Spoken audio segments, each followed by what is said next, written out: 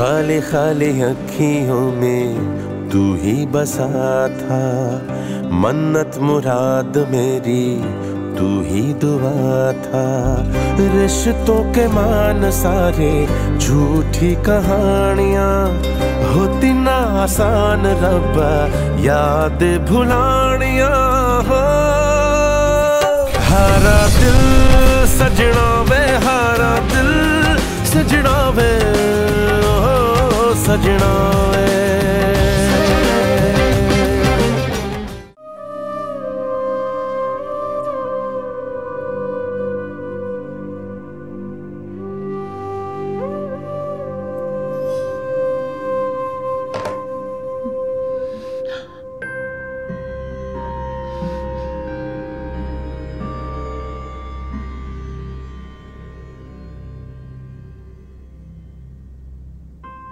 شکفته،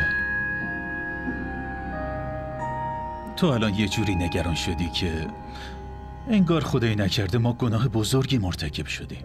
شما مردا که اصلا عین خیالتون نیست دیگه. من از این مسئله نگرانم که اگه عابد و مؤمنه بفهمن چه حالی میشن. و این مؤمنه نمیدونم این درس از کجا پیدا کرد، وگرنه الان باید اون بچه دار میشد، نه من.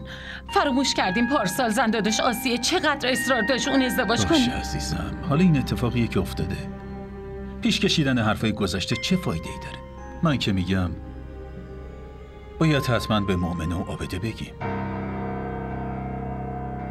این واقعیت بزرگو تا کی میتونیم پنهون کنیم؟ شما یه کاری میکنین من پیش دخترم سرم خم بشه و هیچ وقت نتونم جلوشون سر بلند باشم و زندگی کنم. یه ذره بهش فکر کنین. از طرفی بچه تو این سن و سال شما فراموش کردین دکتر چی گفت؟ حداقل این موضوع رو درک میکردی. دکترها که علم غیب ندارن مگه نه؟ ممکنه اون چیزی که تو و دکترت فکر میکنین اشتباه باشه. فردا باید حتما منو پیش متخصص زنان ببرین. من این بچه رو نمیخوام. قبل از اینکه وقت بیشتر از این هدر بره من باید خودم رو خلاص کنم. لطفاً. شکفته، تو داری یه جوری حرف میزنی که انگار مرتکب گناهی شدیم و باید از شرش خلاص بشیم. متاسفم از این طرز فکر کردن. منم برای شما متاسفم. اونی که هنوز به دنیا نیومده اینقدر به فکرشین، ولی حتی یه ذره هم به فکر من و دختراتون نیستی.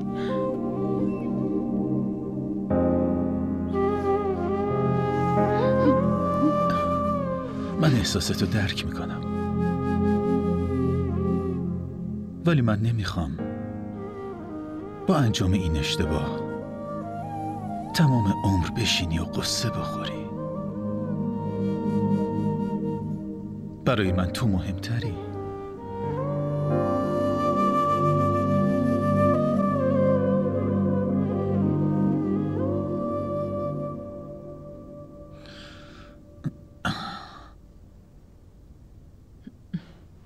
بفرمایید، سوپ گرم و خوشمزه.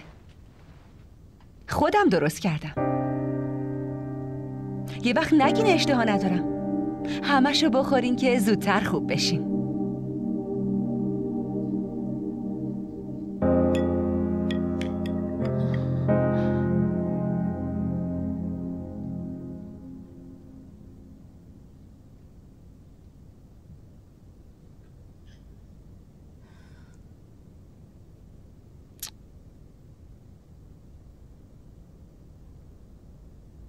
چرا اینجوری راه میری؟ سرم گیج رفت آبجی. مشکل چیه؟ من مشکلی ندارم. فقط نگرانم که قند خون مامان خیلی بالا رفته. اما چرا؟ مامان که اصلا سمت شیرینی هم نمیره. آبجی، قند خون از شیرینی نیست، از نگرانیه. و اون خاله بتولت که هست به خاطر حرفای اون اینجوری نگران شده. این نتیجه حرفای اونه. تو هم هر چی میشه به اونا ربط نده. قند خون و فشار خونش همینجوری یهویی بالا رفته. منم نمیدونم باید چی کار کنم.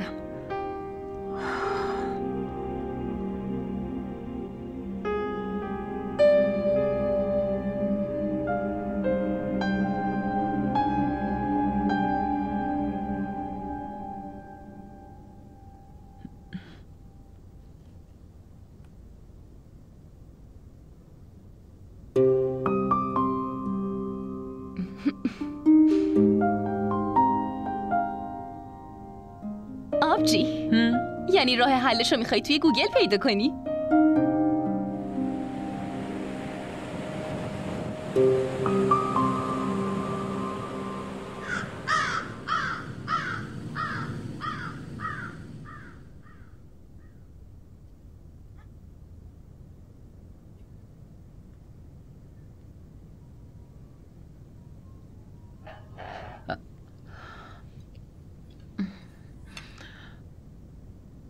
ببینین، من بهتون گفتم که این مسئله رو نمیتونم بیشتر از این پنهون کنم.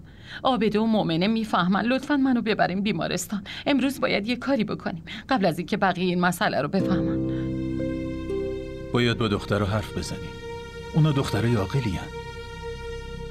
بعدش اونا هرچی تصمیم بگیرن همون تصمیم رو میگیریم. من تو این مسئله کاملاً باهات مخالفم. سلام علیکم. علیک السلام. بازم که شما قبل من بیدار شدین. گفته بودم امروز صبحونه رو من درست میکنم، اما نه، شما باید قبل از همه بیدار شین. صبحونه رو هم تنهایی درست کردین؟ قندتون رو چک کردین؟ الان حالتون چطوره؟ من خوبم، هیچیم نشده. فشار و قند خونم کاملا خوبه. ببینم تو چرا اینجایی؟ چرا آماده نشدی؟ برو آماده شو. نمیخوای بری؟ چطوری شما رو با این حال تنها بذارم؟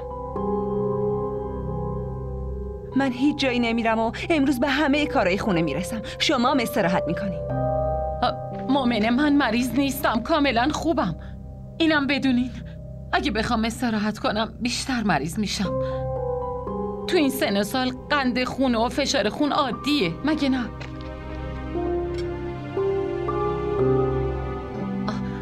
شما پدر دختر چرا اینجوری به هم نگاه میکنین؟ هیچیم نشده، کاملا خوبم. تو هم زود برو حاضر شو، من خوبم، چیزیم نشده. ای بابا. آره راست میگه. اینقدری که تو فکر میکنی مامانت مریض نیست. برو. ممکنه هر روز اینطوری باشه. بعد تو هر روز کلاساتو تعطیل میکنی؟ برو. باشه.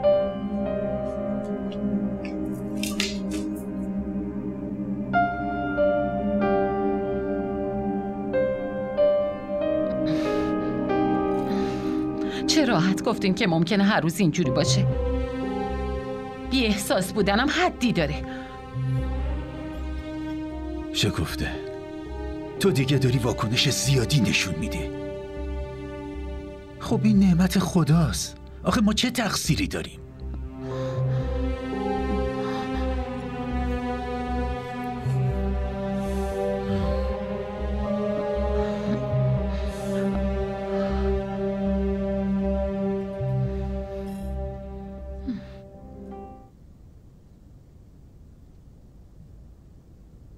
این چه جور میوه‌ایه که برام آوردی؟ تو یادت نیست که امروز من چه طعمی رو باید بخورم؟ چرا همیشه فراموش میکنی؟ برو اینو عوضش کن. چی شده مامان؟ شما با خدمتکاره مثل مؤمنه رفتار کردین. مؤمنه برام اندازه این خدمتکارم ارزش نداره.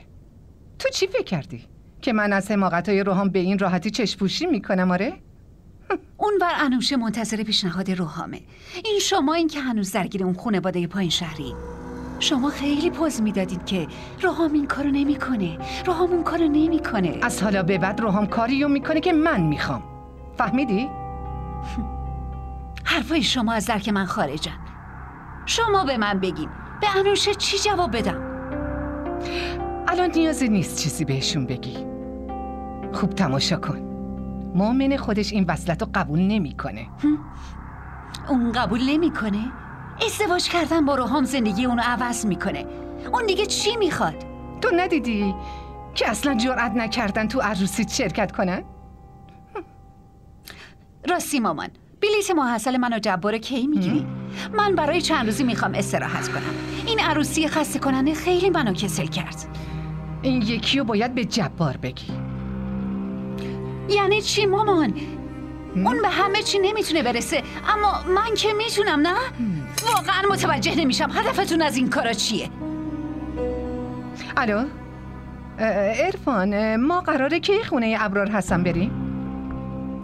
باشه درسته. آب میوه رو بیار.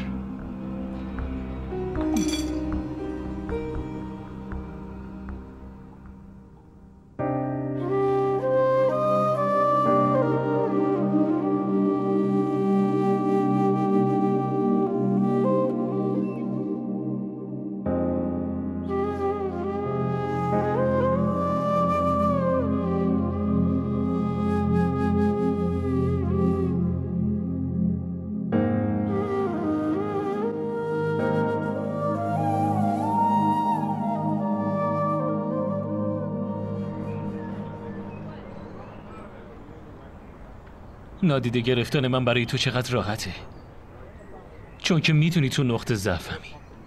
نمیتونم ازت ناراحت باشم و نمیتونم دوری کنم. برای همین به خاطر یه مسئله کوچیک این چند روزو برام زهرمار کردی. این مسئله کوچیکی نیست روحام. تو خودت خوب میدونی که عروج و خاله بتول عمدن اون کارو کردن. دلیلش هم فقط تویی. من فقط اینو میدونم که باید برای حرفم ارزش قائل میشدی. تو فقط به فکر حرف خودتی. من خودمو تو خانواده تو بی ارزش دیدم، ولی تو اصلا برات مهم نیست. با وجود همه اینا اگه من هنوز خوشبین باشم پس کلا دیوونم، نه؟ مؤمنه یه روز همه این کدورت‌ها از بین میره، بهم اعتماد کن. ولی من نمیدونم اون روز کی میاد. منظورم اینه من از تو هیچ کدورت و ناراحتی ندارم. نیازی نیست به خاطر من با مامانت بجنگی. هرچی میشه بشه. بالاخره هرچی تو تقدیر باشه همونه. واقعا؟ باشه خوبه، پس من با انوشه ازدواج میکنم. منظورت چیه؟ منظورم چیه؟ متوجه منظور من نشدی. حرفمو نمیشنوی و برای خودت تصمیم میگیری. اگه خدا تو تقدیرم رسیدن به تو رو نوشته که مطمئنم نوشته، پس به این راحتی ها نمیتونی از من خلاص شی. الان فهمیدی؟ دنبال بهانه یه قهر کنی ها. نازمو میکشی، برای همین قهر میکنم.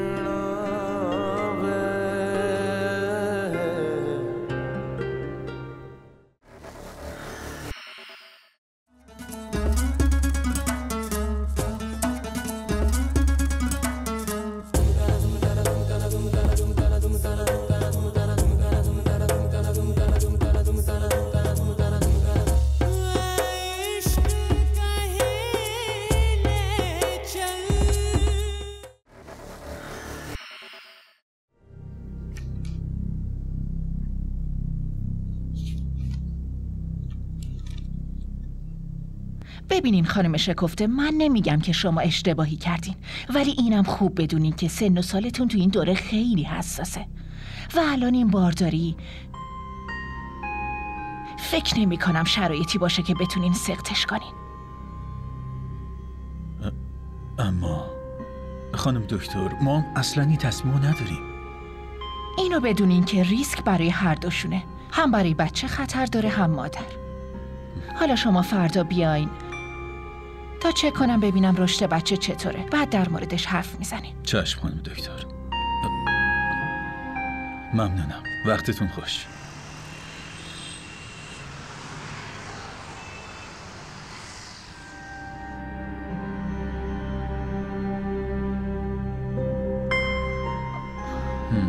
باشه آره خوبه، حتما خداحافظ.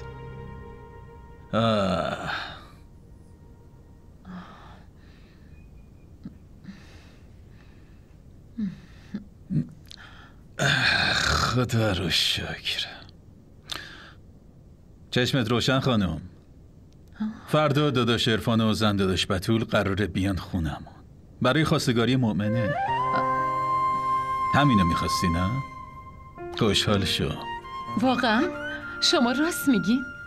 زن داداش بتول میخواد بیاد خونمون؟ اما اون روز که رفتارش اینجوری نشون نمیداد. حالا یهویی چی شده؟ فکر کن دیگه، اگه طرز فکر زنداداش میتونه به این راحتی عوض بشه، خب پس هر چیزی ممکنه. خب حالا این حرفا رو بی خیال که چه اتفاقی افتاده و چطور شده. ببین زنداداش اولین باره که خونمون میاد. تو پذیراییش نباید هیچ گونه کم و کسری احساس بشه. باشه، پس منو با خودتون ببرین خرید. من خودم میدونم چه چیزایی باید براش بخرم. باشه. تو هم چه کارای عجیبی میکنی. آروم بشین سر جات. الان باید مراقب خودت باشی. سر جات بشین. آفرین. تو ناسلامتی بارداری. اصلا یک کاری بکن. یه لیست از چیزایی که میخوای بنویس. من یه دفعه میرم همشو میارم. دیگه چه نیازی به توه؟ بهم بگو. ای خانم، بفرمایید. الان بگو چی باید بیارم. الان لیستشو مینویسم، کاری نداره که. بگو. یه چیزی رو بهم میگین. شما به داداش عرفان که چیزی نگفتی نه؟ خانم، چرا حرفای بچگونه میزنی؟ اون آدم قراره بیاد خونمون که دخترمون ازمون خواستگاری کنه. اون وقت من بهش این شوکو بدم که خانم من بارداره؟ خدا رو شکر، حداقل اینو اعتراف کردین. این مسئله برای شما یه شوکه. ببین، من با احساسی شدن نمیخوام تصمیم بگیرم. برای من سلامتی تو مهمه. ما یه کاری میکنیم، براش یه راه حل دوم میذاریم. خوبه؟ برای همین تو نگران نباش و فقط لیست تو بگو که چیا باید بگیرم و بیارم. حرفای دیگر رو بعداً میزنیم.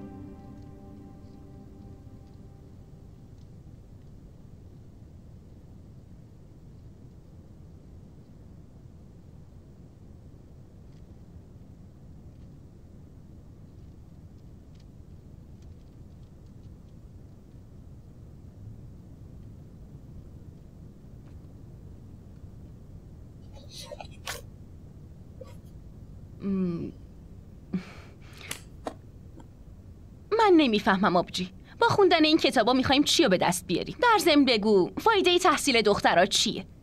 آخرش که باید ازدواج کنیم و به زندگیمون برسیم، نه؟ برای به دست آوردن دل شوهر به تحصیل که نه، به خوشگلی و عاقلی نیازی. میدونی موضوع چیه؟ خودت که اصلاً به درس علاقه نداری. حالام که اومدی منو بی‌انگیزه کنی. این فرمول چی بود که گفتی؟ خوشگلی و عاقلی؟ واقعاً احمقانه است. چون تو دنیا همه چی عوض میشه به جز تقدیر آدم. آبجی، تو از این حرفا نزنی خیلی بهتره. خاله بتول با پاهای خودش داره میاد خواستگاریت و اینا نشون میده که شبکه تقدیر تو واقعا خیلی قویه. ماشاءالله، هزار ماشاءالله. نه هنگ میکنه نه خطا میده. به به، آفرین. من از خاله بتول میترسم. یه جوری به نظر میرسه انگار داره لطف میکنه.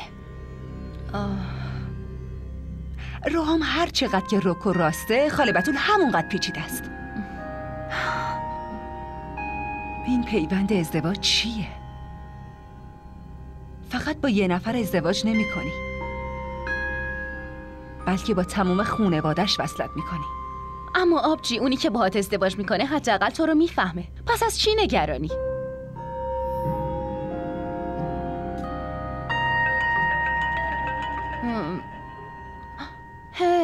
ساعت 11:25 است. این تلفن باید زنگ میخورد. حتما میخوای تنها باشی، نه؟ آره، من میرم پیش مامان.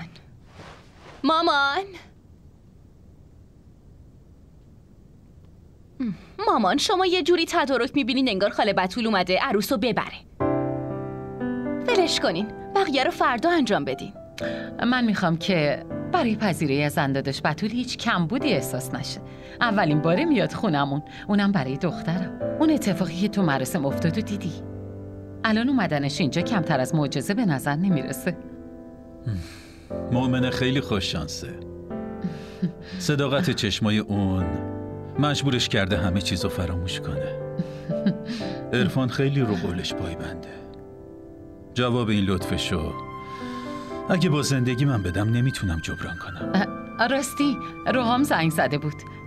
میگفت همه حرفای گذشته رو به خاطر من فراموش کنین. من فقط از این خوشحالم که با آبرو و احترام زیاد میان دخترمو میبرن. راستش این نقشه داداش روحامه، هم مسئله رو حل میکنه هم میخواد ازدواج کنه. روز ولنتاینو که میدونین، فکر کنم میخواد با شما تجلیلش کنه. ازدواج؟ اونم اینقدر زود؟ ما نباید آماده باشیم؟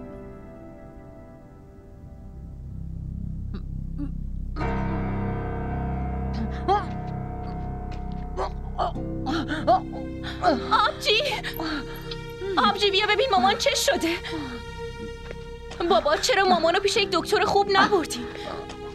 مامان چی شده؟ مامان شما خوبی؟ چی شده؟ مامان که قبلا حالت هوا نداشت. مامان بهترین. آب بیارم؟ آره برو آب بیار برو. مامان تب که نداریم.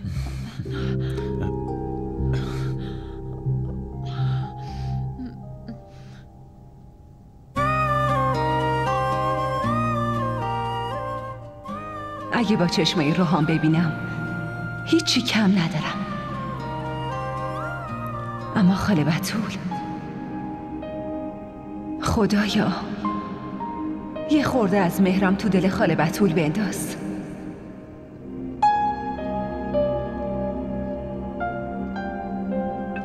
ما را در شبکه‌های اجتماعی دنبال کنید. چیه روحام؟ بذار آماده بشم. از یه طرف مامان صدام میکنه و اینجا هم که همش تو. ای بابا مگه تو چه نیازی داری که آماده بشی؟ مگه این دفعه اولی که میخوای منو ببینی؟ چشمای من همیشه تو رو میبینه. فکر کن چند بار تو رو دیده باشم خوبه. این حرفا چیه که میزنی؟ اونم توی این شرایط که من اینقدر پر از استرسم. تلفن رو قطع کن. الو.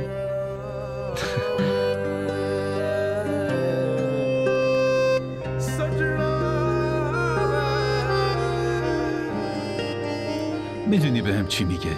میگه مهندس واقعا تخصص این کارو داره. واقعا آدم جالبیه. آره دیگه همینو گفت. چی شده شکفته؟ تو از اومدن ما به خونت خوشحال نشدی؟ انگار خیلی گرفته. خب راستش مامان 2-3 روز حالش خوب نیست، برای همین اینجوریه. راستی تو الکی اینقدر به زحمت افتادی. من که این چیزا رو نمیخورم. این چیزا برای عرفانم خیلی خوب نیست. تو که میدونی تو خونمون همه غذاهامونو باید رژیمی درست کنیم.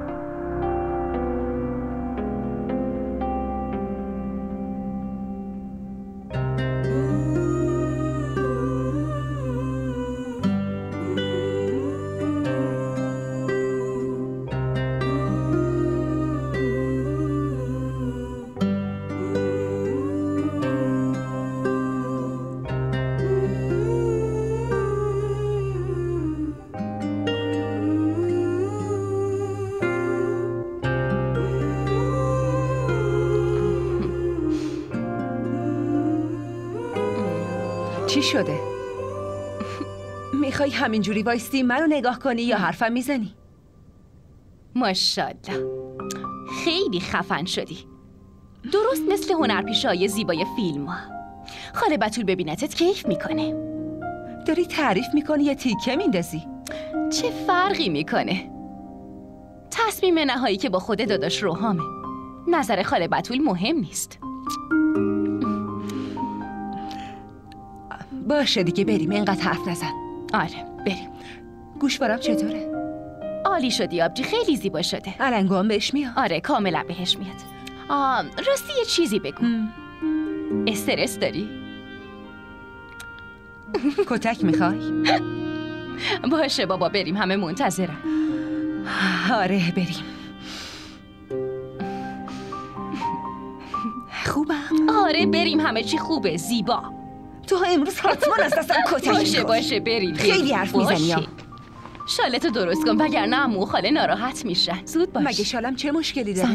داداش عرفان و ابرار دوستای قدیمی همن. حداقل اون قدری در موردتون میدونم. بدون نگرانی غذاتونو بخورین. دنیا شاید عوض شده باشه، اما هنوزم تو خونه من همه چیز به دستور من درست و به دستور من داره تغییر میکنه. الان وقت زندگی کردن بچه هاست. از ما که دیگه گذشته. راستش گفته من از این طرز فکری که داری واقعا همیشه متأثر میشم. خب اگه شما این طرز فکر رو به دخترت مؤمنم یاد میدادی خیلی خوب میشد. تا وقتی که دختر صبری نداشته باشه دوست داشتن پسرم کاملا بی‌معنی میشه.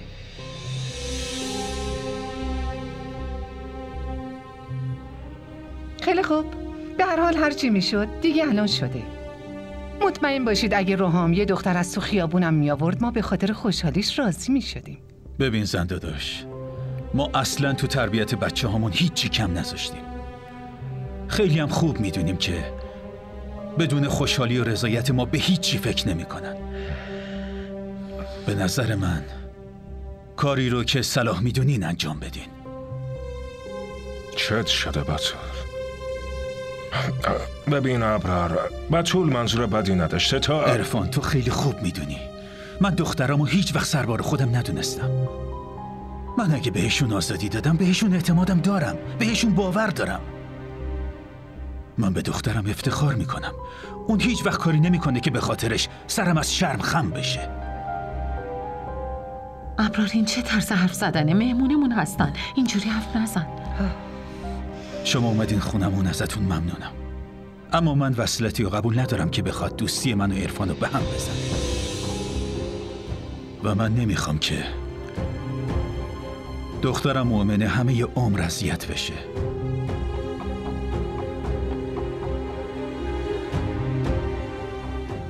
فکر کنم این مسئله رو همینجا تمومش کنیم بهتره. ابرار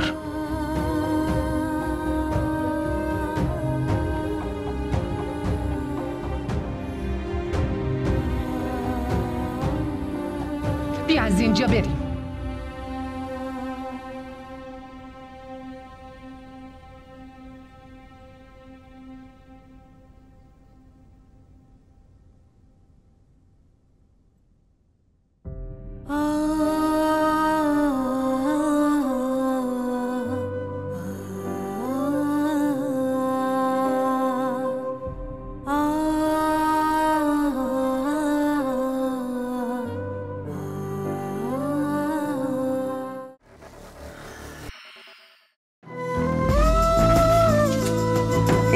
این دیگه چیه نوشتین؟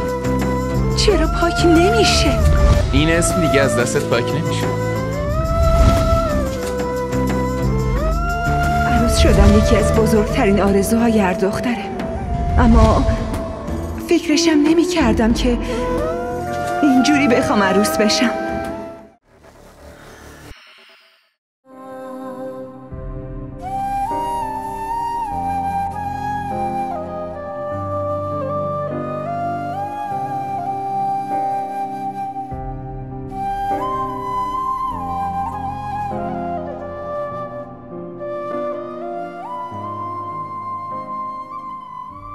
به حرف من رسیدین؟ چی شد الان؟ دیدین چی کار کردن؟ فهمیدین که به چه راحتی اونا اعتماد، باور، طرز فکر و قوانینتون رو مسخره کردن و رفتن؟ آخه اون چطور میتونه همچین چیزی بگه؟ منم باهاش کاری کردم که در آینده نتونه پاشم تو خونم بذاره. اونم دقیقاً همینو میخواست. حتی از این بابت خوشحالم شد برای همیشه. اما مردم چی میگن؟ که قبل از قطعی شدن همه چی تموم شد؟ برای خانواده دختر قوانین دنیا هیچ وقت عوض نمیشن. اگه عوض نمیشن خب نشن. من هیچ کس برام مهم نیست. من فقط اینو میدونم که من به دخترم اعتماد کردم، اونم منو شرمنده نکرد. و تو هم با گفتن حرفای زنده داشت اینقدر منو نسوزون. دل من که میسوزه چی؟ اومده بودن برای خواستگاری، چه حرفایی گفت و رفت، ندیدی؟ خب حالا مگه ما دخترمونو بهشون دادیم که تو اینطور دادگار راه انداختی؟ حالا دیگه باید رویای این وصلت رو فراموش کنی. قبول دارم که روحامو دوست داره، اما هیچ دوست داشتنی بیشتر از احترام مهم نیست. اینجوری دخترمون تموم عمر تو اون خونه در حسرت ارزش و احترام میموند.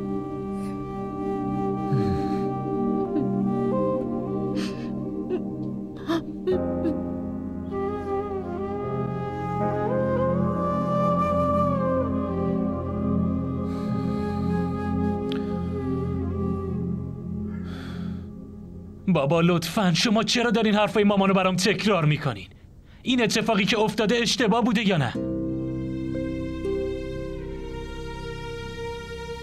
در ضمن مامان همیشه در مورد ادب نصیحت میکنه. حالا اون وقت خودشون رفتن بیرون و به مردم بی احترامی میکنن. ببین پسرم، من فکر میکنم که تا جایی اشتباه از ابرار بوده. بابا مؤمنه و خانواده‌اش به خاطر مامان اذیت شدن. آیا اشتباه اما ابرار از این بزرگتره؟ این چه طرز حرف زدن با مادرته؟ تو به من ادبیات میدی؟ اونم به خاطر اون دختری که برای ازدواج با تو داره تاریخ تعیین میکنه؟ مامان رضایت برای ازدواج به این معنا نیست که بخوایم تاریخ تعیین کنیم. عروج هم جبار رو دوست داشت ولی شما رفتین خواستگاری. جبار پسر داداشمه، میفهمی؟ ولی مؤمنه اون دختر پدریه که مامان بزرگت اونو از تو خیابون گرفته بود و آوردش خونه. میدونی چرا؟ بتول، تو این ازدواج رو قبول نداری پس قبول نکن، ولی بهت اجازه نمیدم که به ابرار توهین کنی. فهمیدی؟ توهین؟ من دارم توهین میکنم؟ یعنی توهینی که به خاطر اون دختر تو خونه من میشه اصلا حساب نیست؟ مامان شما خیلی علاقه داشت به فقیرا و یتیم کمک کنه، اما من این کارا رو اصلا دوست ندارم. ولی روحام میخواد با مؤمنه ازدواج کنه. به فامیلاتون چه جوابی دارین بدین؟ به شرکای کاریتون چی قراره بگین؟ به من جواب بدین. میگین موقعیت پدر عروستون چیه؟ معلوم هست که اون متعلق به چه خانواده‌ایه؟ تو هم که همیشه همین حرفا برات مهم بوده. من که نمیتونم بفهمم دقیقاً هدف اصلی شما دوتا از این ازدواج چیه؟ شما چرا سر هر مسئله‌ای دعوا را میندازین مامان؟ این زندگی منه و خودم تصمیم میگیرم. آره حتما این زندگی توه، اما مطمئناً منم توش حق دارم. فهمیدی؟ فراموش نکن هیچ تصمیمی رو به تنهایی نمیتونی بگیری.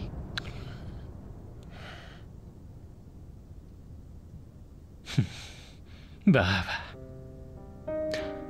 این ازدواج نیست، معامله تجاریه که دوتا شریک دارن تصمیم میگیرن. خب من یه کاری میکنم و ازدواج نمیکنم. هرگز ازدواج نمیکنم. حالا دیگه هیچ کس مشکلی نداره.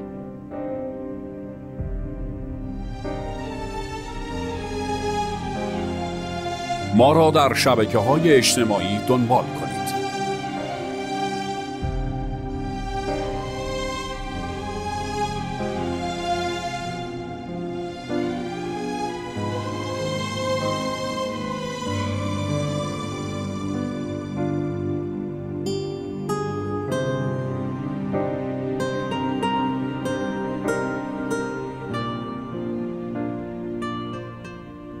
مامان،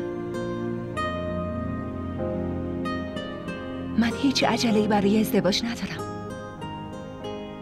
در ضمن هنوز که سنی ندارم. حالا باید دانشگاه برم و درسامو تموم کنم. بعد از اونم باید سر کار برم.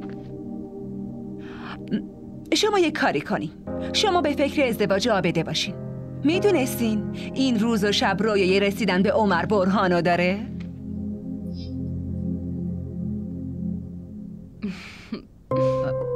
عمر؟ این عمر دیگه کیه؟ مگه بهت نگفتم نگو؟ به من راستشو بگو. خودت حرف میزنی یا برم به بابات بگم؟ شما دوتا به بهونه دانشگاه رفتن دارین چی کار میکنین ها؟ مامان، عمر برهان مدله. خیلی جذاب و خیلی هم دست نیافتنی. در ضمن مامان، مگه برای رویا پردازی ممنوعیتی وجود داره؟ به هیچ وجه. دخترها نباید اینجوری هرچی به دهنشون میاد بگن. قبل از حرف زدن باید یه بار فکر کنین، مگه نه؟ اگه مردم بشنون چی میگن ها؟ مامان، مردم میخوان به چی فکر کنن؟ شما نگران نباشین. فقط به این فکر کنین که تو تقدیرمون اگه هر آدمی باشه، حتی اگه یه شاهزاده هم باشه، تو هر گوشه ای از این دنیا، پس دنیا رو میگرده و میاد اینجا، تو همین خونه.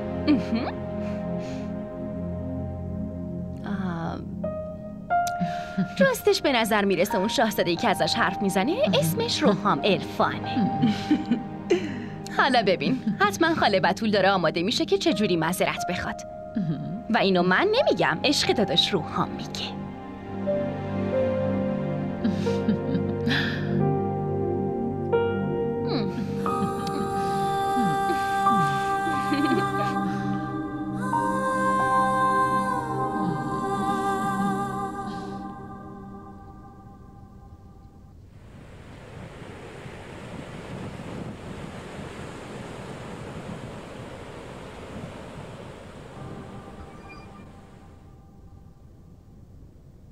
سلام علیکم خانم دکتر. علیکم سلام، بفرمایید بشینین.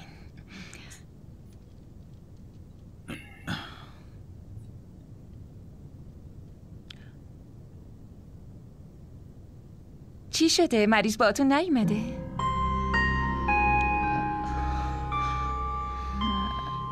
یا اومدین که مشورت بخواین؟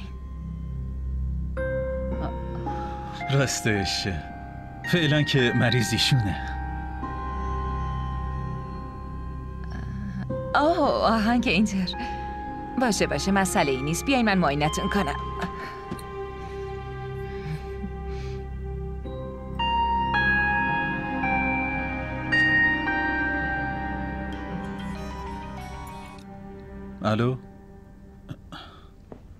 الو عرفان؟ بگو عرفان.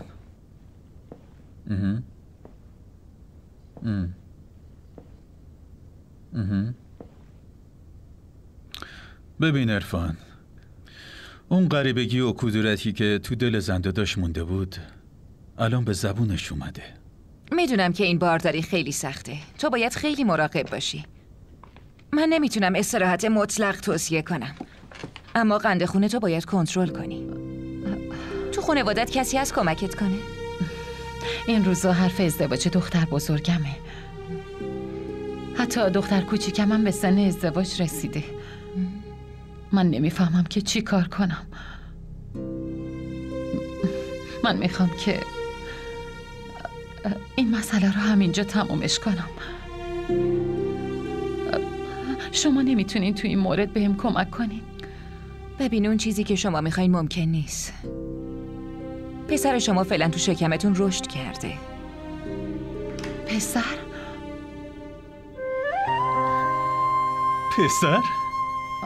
ما داریم پسردار میشیم؟ خدایا تو چه معجزه هایی که نشون نمیدی.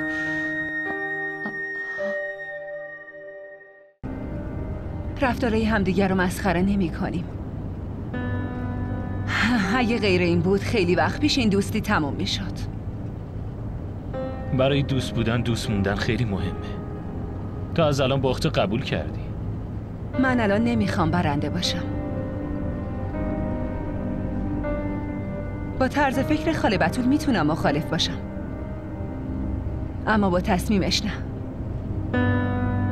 تو باید حرفشونو قبول کنی. من حرفشو قبول کردم مومنه، چون گزینه دیگه ای نداشتم. اما من دلتنگ این دوستم هم میشم که همیشه میگفت مثبت فکر کن، ولی حالا چهرش از این فکر فریاد میزنه که روحم من بدون تو هم میتونم زندگی کنم. खाली खाली अखियों में तू ही बसा था, मन्नत मुराद मेरी तू ही दुआ था। रिश्तों के मान सारे झूठी कहानियाँ होती ना आसान रब्बा याद भुलानियाँ। DDTV ارائه کننده بزرگترین سریال های درامای ترکی، کره‌ای، پاکستانی دوبله شده به فارسی می باشد. لطفاً سابسکرایب کنید و عضوی از خانواده ما شوید.